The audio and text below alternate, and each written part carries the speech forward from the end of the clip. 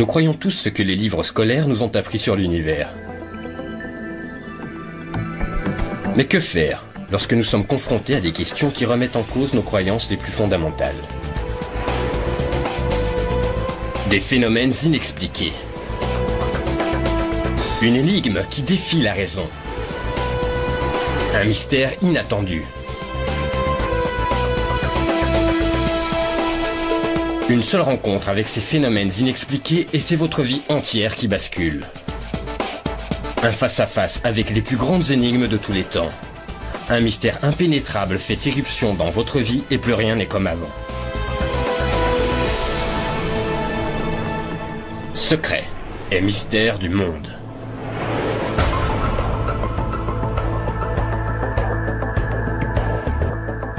Parmi les secrets et mystères les mieux gardés au monde, qui nous fascinent depuis des générations, il y a l'affaire Roswell. Roswell, au Nouveau-Mexique, est une petite bourgade sans histoire à la limite d'un désert, jusqu'à la nuit du 2 juillet 1947.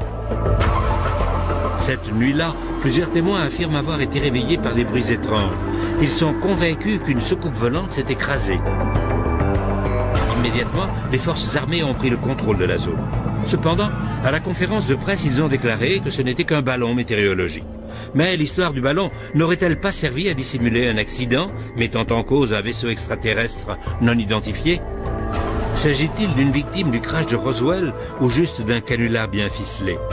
Qu'est-ce que cet éleveur, banal et terre-à-terre, a bien pu découvrir sur ces terres pour se voir soudain catapulté à la une de l'actualité mondiale? Et pourquoi ces événements restent à ce jour inexpliqués? Une soucoupe volante, une sorte de vaisseau spatial mystérieux, s'est-elle écrasée près de Roswell, au Nouveau-Mexique, en été 1947? Depuis plus de 50 ans, les enquêteurs ont été incapables de tomber d'accord sur ce qui s'est réellement passé à Roswell. Le gouvernement des États-Unis l'aurait-il récupéré et gardé secret durant toutes ces années? Et les occupants du vaisseau, pour peu qu'il y en ait eu, que leur est-il arrivé? Le gouvernement américain sait-il réellement ce qui est tombé du ciel cette nuit-là? Et même s'ils le savent, vont-ils l'admettre? Pourquoi, après plus de 50 ans, les spécialistes en ovni attachent-ils encore autant d'importance à la recherche de la vérité? Roswell ne devient réellement un mythe qu'à partir du milieu des années 70, et non dans les années 40 comme on le croit communément. Roswell ne ressemblait pas aux histoires d'ovnis habituelles, car il y avait quelque chose au sol. Quelque chose s'était écrasé. Il y avait des débris, et plus tard, on apprenait qu'il y avait aussi des corps. Les défenseurs, comme les détracteurs, ont ignoré une masse d'informations probantes qu'ils auraient pu obtenir simplement en recueillant des témoignages, en vérifiant les archives des journaux et en suivant l'histoire à travers le pays. C'était un grand événement dans l'histoire de l'humanité.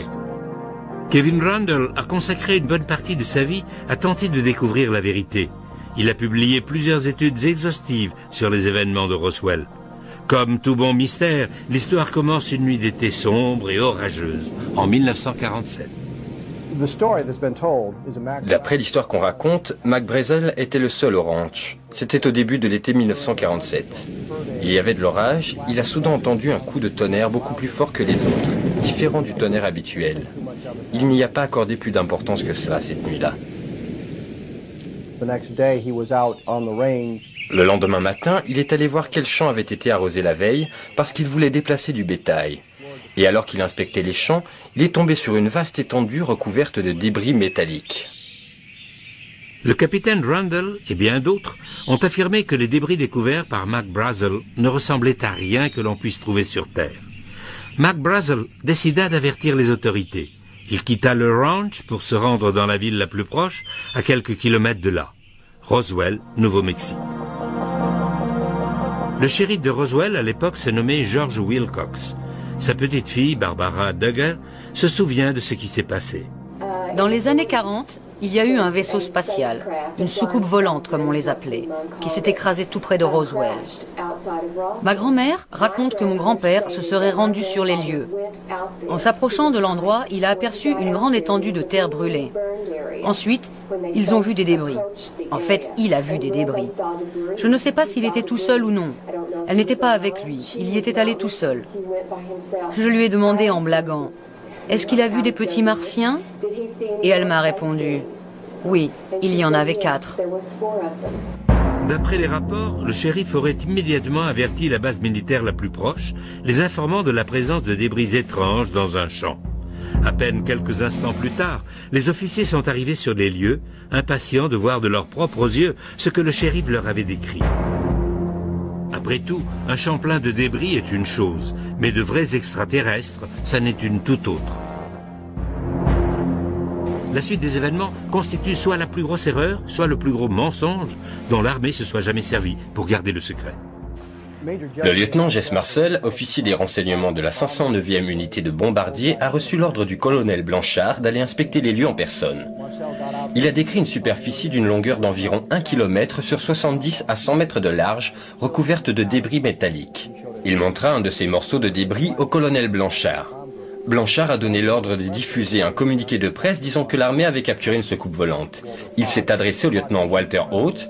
Haute a rédigé, publié et diffusé le communiqué et l'a personnellement distribué aux divers organismes de presse à Roswell. Voici en gros ce que disait le texte du communiqué. Les nombreuses rumeurs concernant les soucoupes volantes sont devenues une réalité hier lorsque les services de renseignement de la 509e unité de la 8e division de l'armée de l'air à la base aérienne de Roswell est parvenu à entrer en possession d'une soucoupe grâce à la collaboration d'un propriétaire de ranch des environs. Il n'y avait toutefois aucune mention des extraterrestres que le shérif avait affirmé avoir vus. Était-ce un canular ou une conspiration? La grand-mère de Barbara Duggar craignait encore des représailles 40 ans après. Elle a dit « Je te raconte ça parce que quand c'est arrivé, la police militaire est venue au palais de justice, à la prison, et nous a dit à George et à moi que si nous parlions à qui que ce soit de l'incident, si nous disions quoi que ce soit, ils nous tueraient. Non seulement nous, mais aussi tout le reste de la famille. » Mais si l'armée de l'air avait déjà publiquement admis avoir capturé une soucoupe volante, pourquoi donc menacer un fonctionnaire local et sa famille pour les tenir au silence? Après avoir écumé pas moins de 19 archives, ça ne m'étonne pas qu'on ne trouve pas la moindre information sur Roswell. Le gouvernement sait s'y prendre lorsqu'il s'agit de garder des secrets. La bibliothèque Eisenhower contient encore à l'heure actuelle quelques 100 000 pages de documentation secrète datant d'avant 1960. Ce n'est pas aux archives que vous allez trouver des documents codés top secret. Une infime partie de l'information a été publiée. Avec un peu de chance, nous en saurons plus dans le courant de ce siècle. Les choses allaient bientôt prendre une tournure différente. Ce qui avait commencé purement comme un acte de responsabilité civique de la part d'un des éleveurs locaux devenait soudain une opération militaire de grande envergure. Mark Brazel n'a jamais dit qu'il avait vu un avion abattu. Est-il possible que l'armée ait découvert quelque chose qui lui a échappé? Et qu'en est-il des témoins vivants? Qu'ont-ils à nous dire aujourd'hui? À proximité du quartier général de la 509e unité, la seule unité de bombardiers au monde capable de livrer des armements nucléaires, les habitants de Roswell, au Nouveau-Mexique, sont plutôt habitués à des termes comme « secret » et « classé ». Pendant la Deuxième Guerre mondiale, ils ont dû, peu à peu, s'habituer à cette obsession du secret qui caractérise l'armée. Mais même pour les habitants de Roswell, la situation prenait une tournure plutôt extrême. D'après Bill Brazel, son père, Mark Brazel, aurait lui aussi été tenu au secret. Mais un secret à propos de quoi? Mark Brazel aurait-il découvert autre chose que des débris?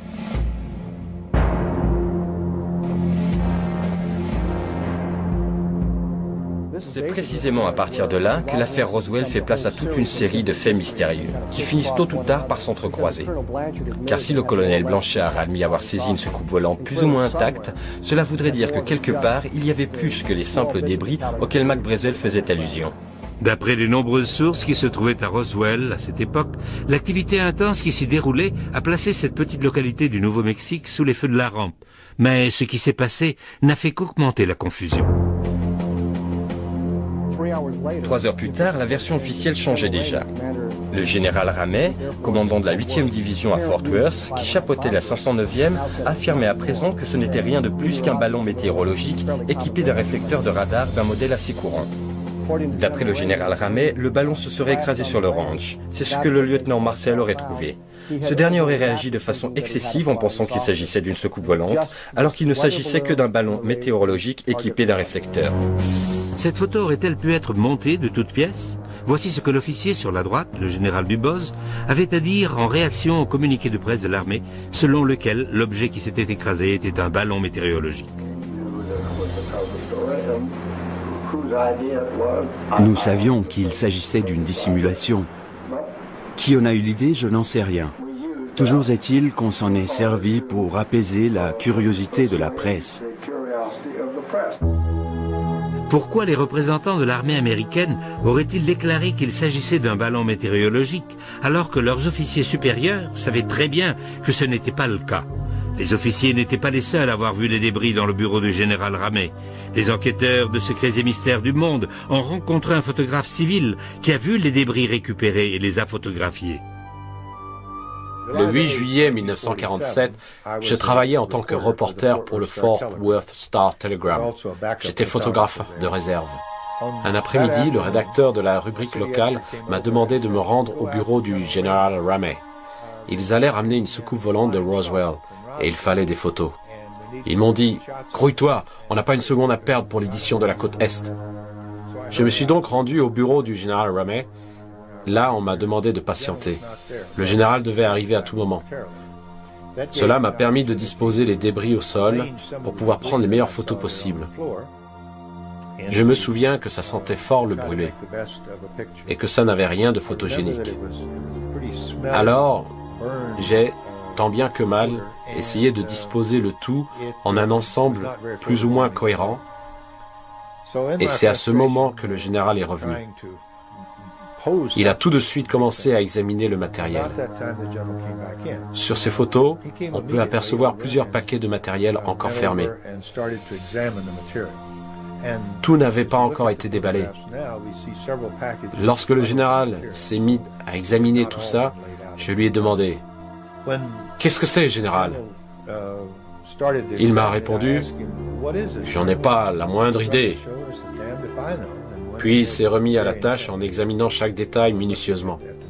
Quand je l'ai pris en photo, il avait un bout de papier en main qui ne cessait de remuer. On le voit en train de tripoter ce bout de papier dans les différentes photos. Finalement, dans la dernière photo, on le voit lire le message qu'il tenait en main. À partir de ce moment-là, à partir du moment où j'ai quitté les lieux, je suis resté la seule personne, le seul civil, le seul photographe, l'unique représentant des médias à m'être trouvé là. Et depuis lors, ce matériel n'a plus jamais été revu par personne et a été placé en lieu sûr. Vous me demandez pourquoi ce changement radical d'attitude? Je pense que c'est ce message remis au général à son retour dans son bureau qui a provoqué ce changement brusque. Au terme de 2 années de recherche, l'équipe chargée d'analyser les photos de Roswell, le groupe RPIT, a observé plusieurs aspects intéressants en rapport avec le fameux message de Ramey. Premièrement, il fait allusion aux victimes de l'accident acheminées à Fort Worth. Ensuite, le message parle de récupérer la soucoupe de Roswell. Troisièmement, il énumère les dispositions à prendre sur les lieux de l'accident à Roswell. Et enfin, il est question d'expliquer tout cela par la présence d'un ballon météorologique. Il se peut effectivement que McBrazel ait trouvé un ballon, mais le problème est que cela ne concorde pas avec tous les autres témoignages. Et puis, comment expliquer la présence de tous ces débris? L'incident de Roswell et tout ce qui l'entoure est incroyablement compliqué. Et sans une analyse horriblement minutieuse et détaillée comme celle à laquelle je viens de consacrer les 8 dernières années, il est pratiquement impossible de le comprendre. Et après toute cette recherche, je suis plus que jamais convaincu que le soi-disant mystère Roswell a été résolu une fois pour toutes. Ça n'avait absolument rien à voir avec une soucoupe qui se serait écrasée et sa récupération par l'armée. Le mystère aurait-il enfin été résolu? Non, pas exactement. Dans son livre intitulé « Au lendemain de Roswell », publié en 97, le colonel Philippe Corso présente un point de vue radicalement différent. Corso a travaillé plusieurs années au Pentagone comme conseiller sous l'administration Eisenhower. C'est l'un des témoins les plus influents. Il y a quelque chose là-haut qui vole, et cela dépasse nos compétences technologiques.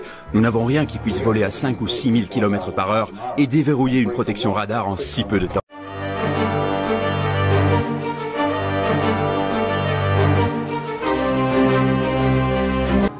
Jesse Marcel Jr., fils de l'officier, le premier à avoir examiné l'épave, a fait d'étonnantes révélations concernant les débris dont il se souvient de son enfance. Le commandant Marcel a ramené une partie du matériel chez lui pour le montrer à sa femme et à son fils. Il a ensuite ramené tout le matériel à la base aérienne de Roswell. Ce qui distinguait et différenciait ces pièces de toutes celles que j'avais pu voir auparavant, c'était une série d'inscriptions sur la structure de l'épave. La poutre en forme de I contenait une sorte d'écriture. Je me souviens avoir pensé que ça ressemblait à des hiéroglyphes, mais ce n'était pas vraiment des hiéroglyphes, mais plutôt des formes et symboles géométriques. Ces inscriptions ont suscité l'attention d'un grand nombre de chercheurs, et les efforts entrepris pour tenter de les déchiffrer ont produit des résultats mitigés. Une source amérindienne les traduit en « Les guerrières sont prêtes ». Une autre tentative de traduction, cette fois d'origine méditerranéenne, rapproche ces inscriptions du grec ancien. D'après cette source, le texte se traduirait en français par « liberté ». Il est néanmoins extrêmement difficile de tirer des conclusions d'un simple fragment de mots. Mais rien que l'idée qu'il puisse s'agir de mots a de quoi nous laisser perplexes. Pourquoi et comment une culture extraterrestre se servirait-elle de lettres grecques dans la construction de ces vaisseaux spatiaux? Existerait-il réellement un langage universel?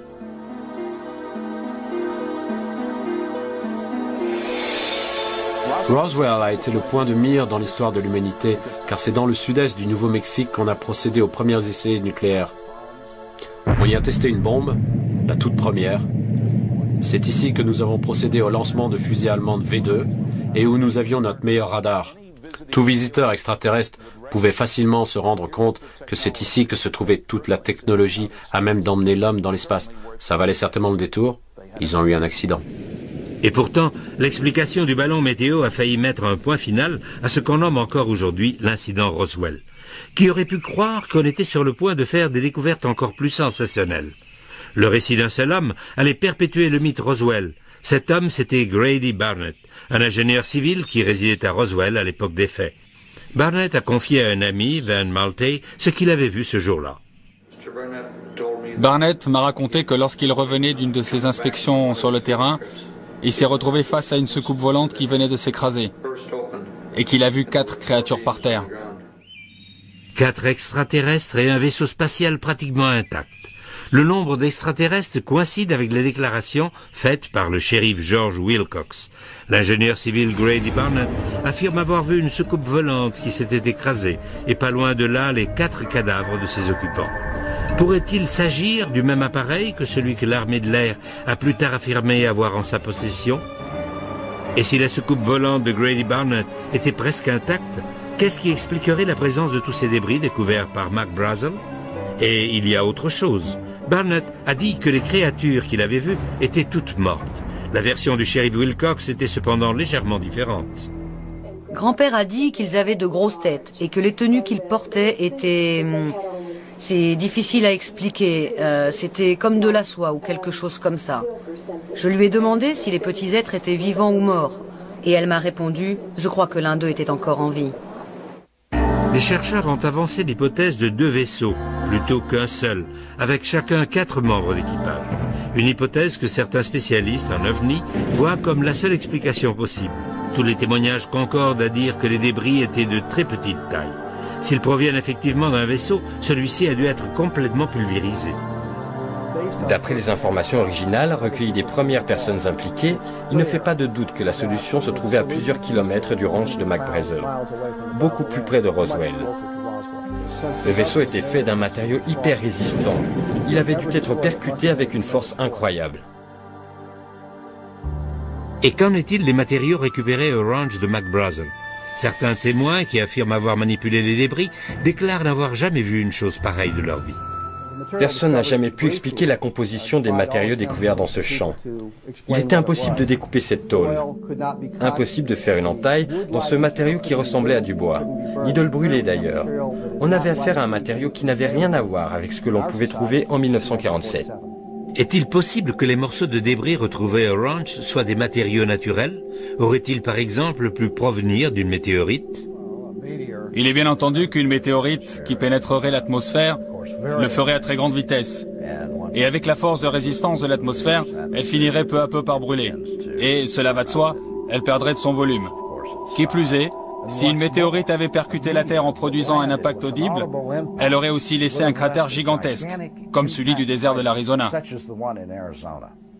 L'objet qui s'est écrasé au Nouveau-Mexique n'a laissé aucun cratère. Certes, il y a eu un impact visible, mais cela ressemble davantage à une sorte d'atterrissage forcé plutôt qu'à un objet tombé du ciel en chute libre. Une chose est sûre, quelque chose est tombé du ciel cette nuit-là. L'hypothèse de la météorite semble peu probable, et les spécialistes en ovni ne semblent pas prêts d'accepter le scénario du ballon. Y a-t-il d'autres possibilités? L'armée de l'air a-t-elle donné d'autres explications? Supposons qu'un vaisseau ait effectivement été récupéré il y a plus de 50 ans, a-t-on pour autant découvert quoi que ce soit de la technologie qui l'a amené jusqu'ici? Ce que Max Brazel, le shérif Wilcox, Jesse Marcel et l'armée de l'air des États-Unis tout entière ont découvert cette nuit-là, à proximité de Roswell, a mis cette petite ville sous les feux de l'actualité mondiale.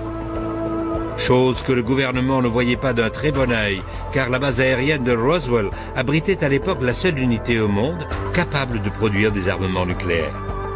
Ce qui a incité de nombreuses personnes à penser qu'il aurait pu s'agir de restes d'un avion de reconnaissance top secret. Vers la fin des années 40, l'Union soviétique affichait une curiosité marquée pour les essais atomiques entrepris par les États-Unis, lesquels avaient lieu à tout juste 160 km de Roswell. Un avion espion en quête de tels secrets aurait en toute logique survolé cette partie du pays. L'Union soviétique n'avait rien de la sorte en 1947. En recourant à la liberté d'information, nous avons vérifié les archives pour voir si un avion soviétique avait pénétré notre espace aérien en 1947. Et il n'y a absolument aucune indication d'une quelconque tentative soviétique de pénétrer l'espace aérien des États-Unis au cours de cette période. Les chercheurs spécialisés en ovni ont cependant découvert que l'Union soviétique s'intéressait de près à Roswell. George Knapp, reporter d'investigation, s'est rendu en ex-Union soviétique et a découvert que les Russes s'intéressaient de très près aux événements liés à Roswell en 1947. Et ils sont arrivés à des conclusions surprenantes. Nous avons rencontré un chercheur russe qui travaillait pour un certain Sergueï Korolev, le père de la recherche russe sur les fusées. Et Korolev aurait confié à ce docteur les détails d'une rencontre avec Joseph Staline vers la fin des années 40. Staline s'intéressait beaucoup aux ovnis, et plus particulièrement à Roswell. À cette époque, la fin des années 40, Roswell regorgeait d'espions russes en raison du grand nombre de programmes militaires secrets en cours. Roswell a naturellement éveillé leur curiosité. Staline a mis tous les scientifiques et ses espions sur le coup, et la conclusion à laquelle ils sont arrivés était que l'affaire Roswell était bien réelle, que quelque chose s'était bel et bien écrasé, et que ce n'était ni un ballon, ni rien d'autre d'origine terrestre. Ils ne savaient pas exactement d'où ça venait, mais ils savaient que ce n'était ni à nous, ni à eux, et qu'il s'agissait de quelque chose d'une importance monumentale qui méritait d'être étudié. Il ne fait pas le moindre doute que les scientifiques et autres intérêts soviétiques ont depuis un certain temps déjà affiché un intérêt marqué pour les soucoupes volantes. Nous ignorons ce qu'il y avait dans ces fameuses boîtes secrètes, tout comme nous ignorons ce que le gouvernement des États-Unis nous cache. Avec tout l'argent que l'on a dépensé sur les satellites espions et autres systèmes de surveillance, nous disposons probablement de beaucoup plus d'informations que les Russes, car on a tout fait pour éviter d'abattre ces ovnis. Les Russes, quant à eux, se seraient apparemment efforcés d'en abattre le plus possible afin de les analyser, ce qui, à mon avis, n'a pas dû plaire aux extraterrestres. Ils ont donc mis la main sur un tas d'informations. Et nous n'y aurons pas accès, de même que nous n'avons pas accès aux informations recueillies par notre propre pays. Au centre de cette histoire reste donc un homme, celui qui est essentiellement à l'origine de toute l'affaire, Mac Brazel. Mais qu'est-ce que vous fabriquez? Circulez, circulez. Brazel serait en quelque sorte devenu prisonnier des militaires dans son propre ranch. Et la seule explication serait que l'armée craignait qu'il ne divulgue la vérité sur ce qu'il avait vu. Ensuite, un développement inattendu de l'affaire Roswell lui donna une tournure toute nouvelle. Les enquêteurs affirment que Mac Brazel se serait échappé et serait allé tout droit chez des personnes auxquelles il savait qu'il pouvait faire confiance. Je le vois là. Par ici, vite.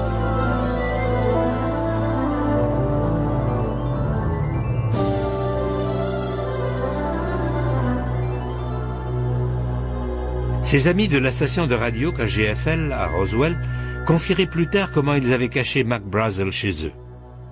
Nous lui avons donné un endroit où passer la nuit pour être à l'abri de toute cette foule de gens et leurs questions. En fait, l'intention était d'interviewer Mac Brazel. Jude Roberts nous a confié qu'il avait reçu de nombreux appels de Washington le priant de ne pas diffuser l'interview.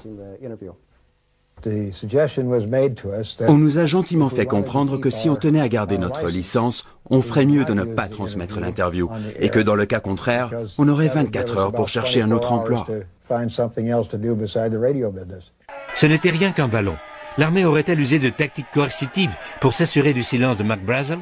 Et pourquoi son silence est-il si important? Une fois aux mains de la police militaire, Mac Brazel a été tenu en garde à vue.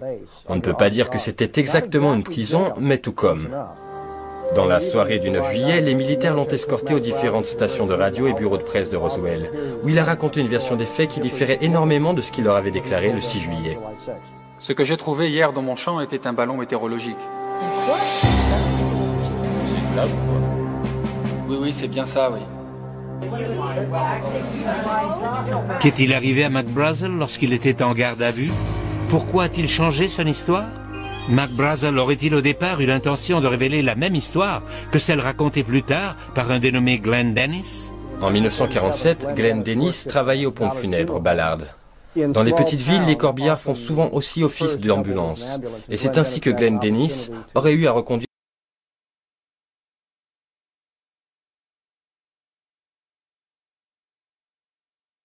des aviateurs blessés à la base.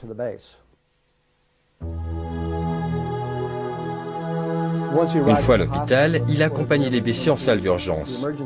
C'est alors qu'il a vu, en passant à côté des ambulances, que celles-ci contenaient une partie des débris récupérés du champ.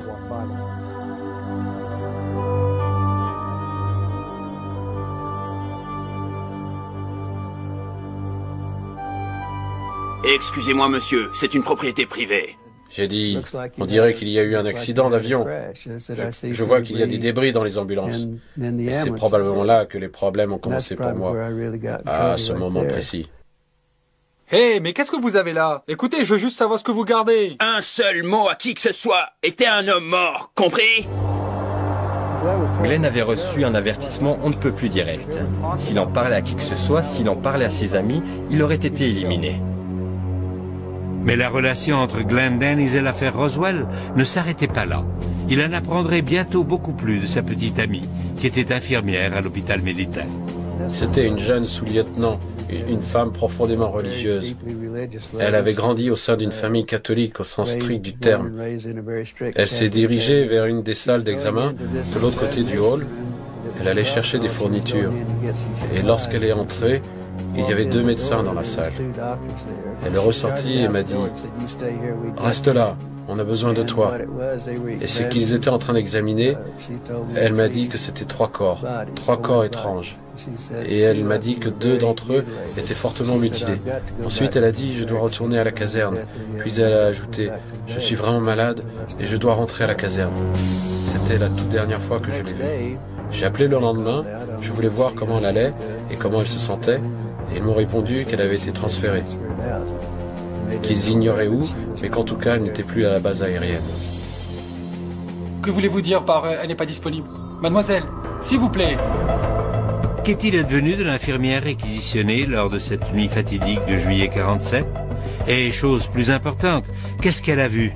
Existe-t-il la moindre preuve de la découverte de corps? N'y a-t-il personne qui ait vu ce que les médecins ont vu? Et si c'est le cas, oseront-ils se prononcer en dépit des menaces? En juillet 97, des foules venues des 4 coins du monde ont commencé à déferler sur Roswell. La population de la ville a pratiquement doublé du jour au lendemain à l'occasion du 50e anniversaire de ce que certains considèrent encore comme le crash de l'OVNI de Roswell. Il s'avère que juillet 97 était également le moment choisi par l'armée de l'air des États-Unis pour publier un document intitulé « Le rapport Roswell, affaire classée ». L'armée de l'air a beau considérer l'affaire comme classée, mais pour beaucoup de spécialistes en OVNI, ce rapport ne faisait qu'attiser le feu de la controverse. La presse était aux aguets lorsque l'affaire Roswell a été rendue publique. C'était le scoop.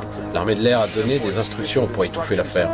Le général Ramey a déclaré qu'il s'agissait d'un ballon météo. Il a donc fallu moins d'un jour pour que l'histoire s'estompe complètement, du moins jusqu'au jour où je m'y suis remis 30 ans plus tard. Lorsque les témoignages ont été rendus publics, il était évident que la version de l'armée ne faisait aucune allusion au fait que des corps auraient été récupérés. Alors ils ont concocté l'histoire des mannequins d'essai qui ont effectivement été lâchés au-dessus du Nouveau-Mexique, mais 6 ans plus tard. Et tous ces mannequins mesuraient 1,80 m de haut et pesaient 85 kg pour simuler les pilotes. Or les rapports affirmaient que les extraterrestres faisaient 1,20 m maximum. On nous prend vraiment pour des imbéciles. Au-delà des oui-dire, existe-t-il la moindre preuve de la présence de créatures à bord du vaisseau? Cette séquence d'images fortement controversée aurait été filmée par un caméraman de l'armée en 1947 au cours de l'autopsie pratiquée sur l'un des extraterrestres. S'agit-il réellement d'un extraterrestre? Ce film a été fortement controversé depuis sa première en 1995.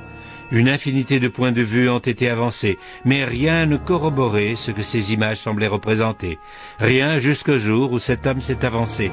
Philippe Corso, ex-colonel de l'armée de l'air, adjudant du général Trudeau et ancien officier des services de renseignement, un homme paré de toutes les autorisations du Pentagone. Depuis de nombreuses années, les chercheurs s'interrogent sur l'origine de la véritable éclosion technologique qui a vu le jour aux États-Unis vers le milieu du XXe siècle. Appareils ultra-légers de vision nocturne, circuits intégrés, fibres optiques et tous les moyens technologiques nécessaires pour envoyer un homme sur la Lune. Cet essor technologique a-t-il un rapport quelconque avec le crash de Roswell? D'après son ouvrage, au lendemain de Roswell, Corso aurait été responsable de l'implantation de technologies extraterrestres au sein de l'industrie américaine. Il y avait un tas de câbles. J'ignorais ce que c'était au juste. Ils émettaient des couleurs. Je ne savais même pas s'il s'agissait de câbles. Il y avait une sorte de circuit intégré et un instrument à laser. On pouvait s'en servir pour faire des coupes très précises, un peu comme des entailles laissées par un animal. Et il y avait aussi des fibres optiques. Je ne savais pas à quoi pouvait servir la carte à puce. Les circuits intégrés à l'époque, ça me dépassait un peu. Alors j'ai commencé à en parler autour de moi, je me suis dit « Waouh, ça doit être vraiment important ».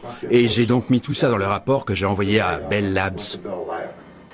Ayant travaillé de nombreuses années dans l'industrie, dans le cadre de programmes avancés de recherche et de développement top secret, je pense que malgré toute l'information que nous avons pu tirer des soucoupes volantes, cela seul n'explique pas l'énorme essor technologique du XXe siècle. Si vous aviez donné un sous-marin nucléaire à Christophe Colomb, il n'aurait jamais pu le reproduire. Si les extraterrestres ont 1000, 10 000 ou 100 000 ans d'avance sur nous, il ne sera pas facile pour nous de reproduire leur technologie. Les références du colonel Corso étaient tellement impeccables que ce n'est qu'après sa mort que les critiques ont ouvertement remis en cause ce qu'il avait écrit dans son livre. Aussi étonnantes que ces révélations concernant la technologie aient pu paraître, ce sont ses déclarations sur Roswell, 50 ans après les faits, qui ont fait apparaître l'accident, la découverte des corps et les images de l'autopsie sous un jour nouveau. Quand j'ai entendu parler de l'accident de Roswell, j'étais stationné à Fort Riley, au Kansas. J'étais de service cette nuit-là. J'étais chargé de la sécurité de toute la zone, y compris de contrôler les gardes partout où ils allaient. Donc j'ai fait ma tournée, il était environ 2 ou 3 heures du matin, lorsque je me suis rendu dans la zone du service vétérinaire, car on avait des chevaux à Fort Riley à cette époque-là. L'un des sergents que je connaissais était chef de garde. On faisait parfois des parties de bowling ensemble. Et je lui ai dit, « Tout va bien, sergent ?» Au QG, on m'avait dit un jour que cette zone était hautement protégée. Il m'a répondu, « Oui, venez par là, colonel, j'ai quelque chose à vous montrer. » Il m'a emmené dans la pièce du fond où j'ai vu qu'il y avait 5 caisses. Oui, ça ressemblait à des caisses. J'ai soulevé la bâche pour jeter un coup d'œil.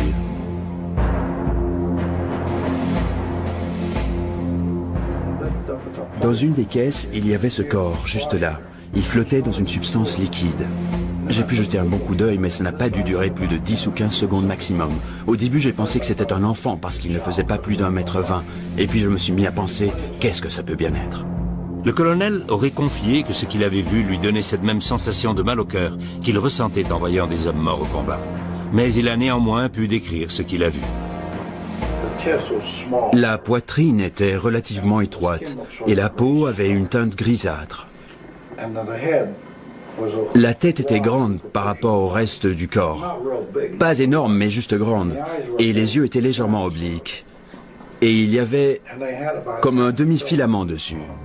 Voici donc un membre éminent des services de renseignement qui admet non seulement que l'armée détient des corps d'extraterrestres, mais qu'en plus il les a vus de ses propres yeux. Ce n'est toutefois que 14 ans plus tard qu'il se rendrait compte de la portée réelle de ce qu'il avait vu. Ces révélations les plus bouleversantes restaient pourtant à venir. J'avais à ma disposition les rapports de l'autopsie pratiquée dans le laboratoire que nous financions à Walter Reed. Et lorsque j'ai lu ce rapport, je me suis rendu compte qu'il coïncidait avec ce que j'avais vu à Fort Riley 14 ans auparavant. L'autopsie correspondait exactement à ce que j'avais vu.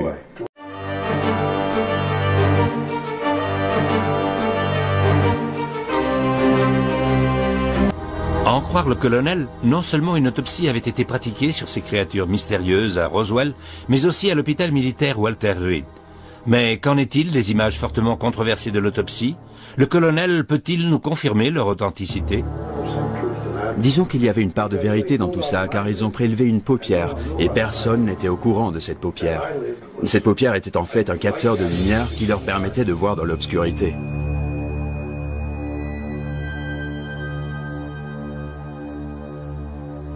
Ils l'ont préservé dans une sorte de récipient, et le cerveau se trouvait là aussi.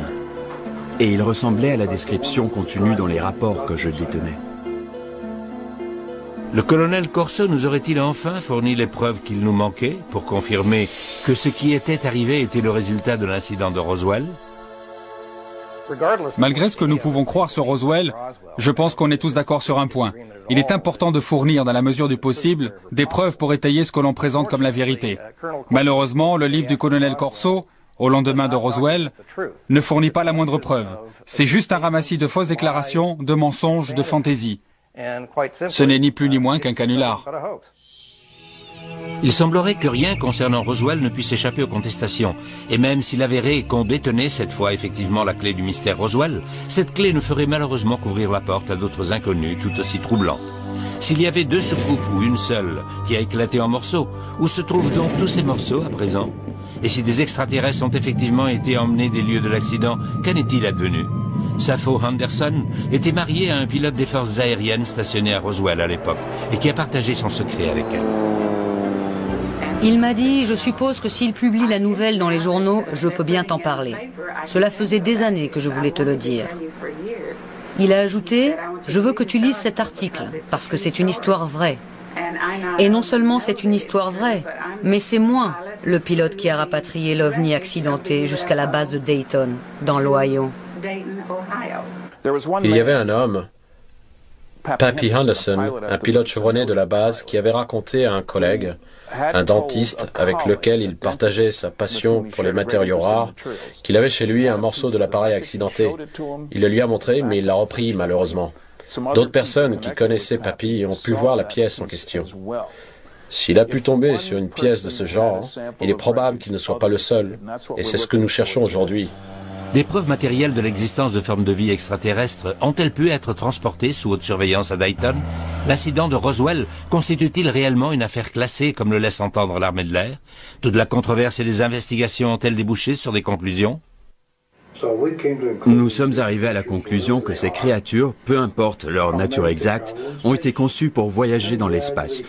Et progressivement, grâce à toutes nos recherches, nous avons pu établir qu'elles constituaient une partie intégrante de la soucoupe, car la principale inconnue des soucoupes se trouve au niveau du système de guidage. Cette créature était en fait le système de guidage. Elle faisait partie du système. Ceci est censé être le panneau de contrôle du vaisseau extraterrestre. Ces échancrures en forme de mains extraterrestres peuvent-elles être le système de contact à travers lequel les créatures se reliaient au réacteur du vaisseau?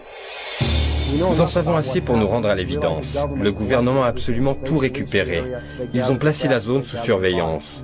Ils ont ramassé l'appareil, ramassé les corps, ils ont tout ramassé. La preuve la plus flagrante est que le vaisseau et les corps ont été entreposés dans le hangar numéro 84 de la base aérienne de Roswell.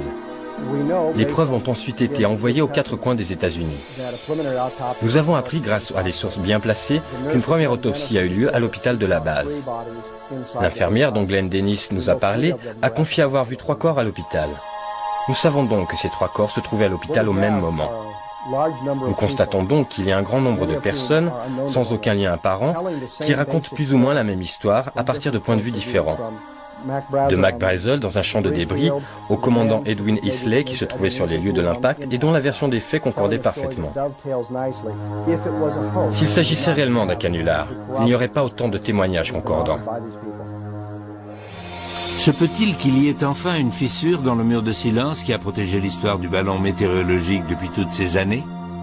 53 ans plus tard, et avec énormément d'analyses et de vérifications à l'appui, je peux enfin affirmer être convaincu que le matériel, les débris que j'ai photographiés et les 6 photos que j'ai prises montraient les vrais débris. Autrement dit, les débris qu'ils ont ramenés de Roswell n'étaient pas les restes d'un ballon météo, mais bien les vrais débris. Qu'il existe un rapport direct entre les ovnis observés dans les jours précédant les événements de Roswell et l'accident de Roswell, cela ne fait aucun doute. Au cours des 3 jours précédant l'accident, il y a eu 88 apparitions d'ovnis dans 24 États. 10 millions d'Américains auraient vu des ovnis le 4 juillet 1947, le jour de l'accident de Roswell. Les nombreuses apparitions d'ovnis aux 4 coins du monde tiennent au fait que notre planète est visitée par des vaisseaux spatiaux contrôlés par une force extraterrestre hautement intelligente. Dans la plupart des cas, une explication peut être fournie, mais ce sont les cas inexpliqués qui comptent le plus. Et de cela, il y en a une multitude dans toutes les études scientifiques de grande envergure. Des centaines de témoins oculaires étaient impliqués directement ou indirectement dans l'affaire Roswell.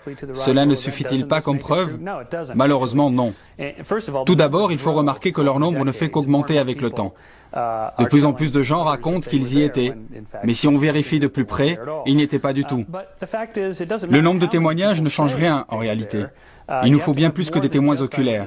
Il nous faut des preuves irréfutables, des preuves matérielles. Et tant que nous n'aurons pas de telles preuves, je resterai sceptique. Le mystère qui entoure les événements de Roswell semble être voué au domaine de l'inexplicable. Et pourtant, l'énigme continue à nous fasciner et à captiver notre imagination de tant de façons nouvelles et fantastiques. À l'instant même où je vous parle, le Centre international de recherche sur les ovnis à Roswell est en train d'offrir jusqu'à $1 million de récompense pour le premier échantillon de débris dont il serait scientifiquement vérifié qu'il provient de l'accident d'un vaisseau extraterrestre en 1947. Pour ceux qui affirment avoir été les témoins oculaires de tout ce qui a pu se passer à Roswell, l'événement de juillet 1947 restera inoubliable. Mais tant que personne n'aura remporté la récompense d'1 million de dollars, et tant qu'il n'y aura pas de nouvelles preuves, ce qui est arrivé à Roswell restera un secret et un mystère de notre monde.